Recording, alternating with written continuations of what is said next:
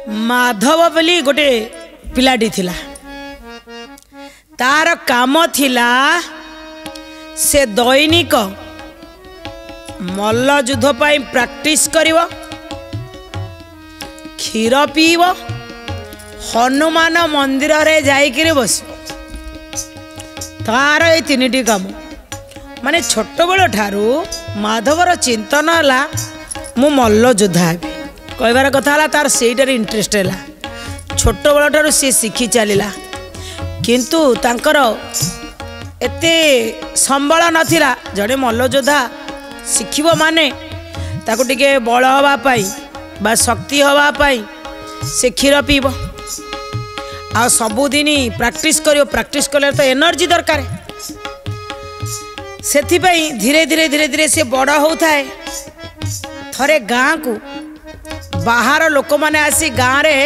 झगड़ा झांटी चलिला लोक माने एई कथा जानि नथिले जे माधव भितर गोटे एमिति प्रतिभा लुकायित होई अछि बोली किंतु जो जो बड़ है आज्ञा छोट बेले एतिकी टिके क्षीर पीदेले तार चली जाऊला बड़ बड़ है टिके हृष्टपृष्ट है बल अधिका दरकार पड़ा एनर्जी अधिका दरकार पड़ा कर कौन से से जो दिन गाँव रे बाहर लोक मैंने आसी गंडगोल कले ये एका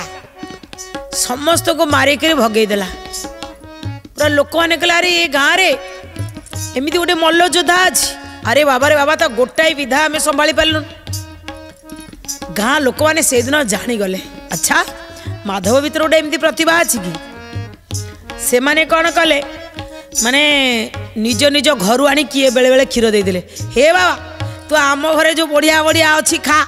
तू आउ टे हृष्टपुष्ट हो आम गाँव तू मौड़मणि आउ है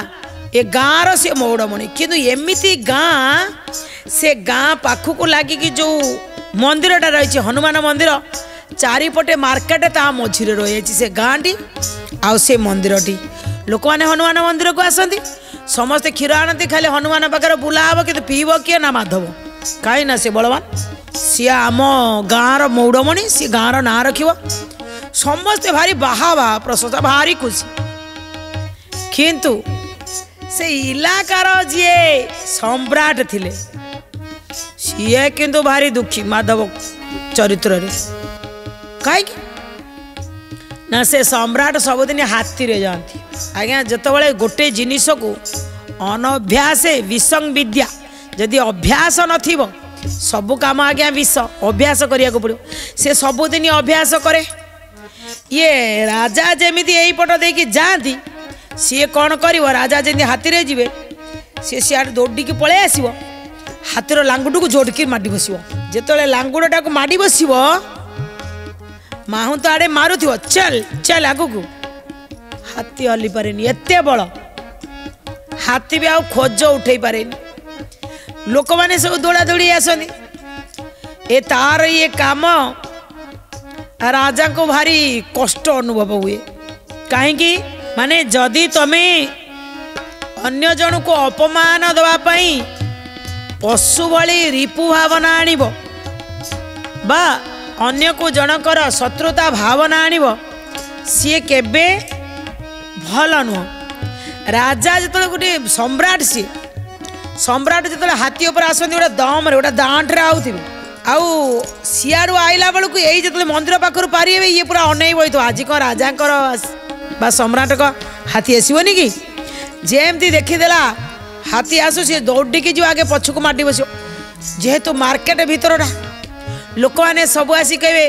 पूरा ताली मारे माधव भाई माधव भाई माधव भाई पूरा ताकू ताली मारुथे उत्साहित करुले से राजा को अपमानित तो हुए ना नहीं सम्राट को अपमानित तो हम ना नहीं अरे एत लोक आगे मो इज्जत जाऊँगी मो महत जाऊँगी सामान्य गोटे पिला आउ कि करंता से बल कषिया मोरी हाथी पाक हाथी ठार मु बलवान ए बड़ खराब कथा आउ भला मोर को बाट था मु पटे जाती ये तो गोटाए पट बाट ये भला काम धंदा किसी करंता बसंतानी मु तथापि राजा कौन करती जो जीवाई चाहिए आगुरी पठेबे दूत को कहल देखी आसू से माधव अच्छी कि नहीं सी आसिका बही से मंदिर में बही दी चार्टा टोका ता पाखे बही भाषण दौची बस कहले अच्छा कौन करी खाली राजा अनै थे केतबले सी जीव किंतु सी जोटिकी जाई थाऊ कहीं ना कहीं जाई कहीदेवे सम्राट हाथी आइला ए जहाँ कम करूँ छाड़ी दौड़िला आसी हाथी की धर हैरान हो गले राजा कहले पारिबिनी मुझी या बुद्धि न शिखेबी सबुदिन केते अपमान मोटे सम्राट मत लोक मैंने एड़े बड़ दायित्व रखी सारापर मुझे जाऊँगी लोकंर जो सम्मान मो प्रति से सम्मान हानि कौन करी भाभी भाभी गोटे फकीर पाखक गले सम्राट जाकि फकीर पाखे पहुँचिकी कहले कौन कराजिबो मते टिके आपण रक्षा करंतु फकीर कहले कौन है ना आम जो मंदिरटी अच्छी से मार्केट भितर हनुमान मंदिर से मंदिर पाखरे गोटे पिला रोची जहाँ ना होची माधव से माधवर काम है केवल क्षीर पीब दीनी कुस्ती कसरत करिब बाकी से ही हनुमान मंदिर ठारे सकाळु संज पर्यंत बसी ये गाँ 5 खंड गाँव जेते लोक सबू क्षीर ने किए हनुमान को पियाबेनी सबू खाली प्रसाद बुला हम पीब किए ना ये माने पी पी फुली आउ सबु बेले मु गला माने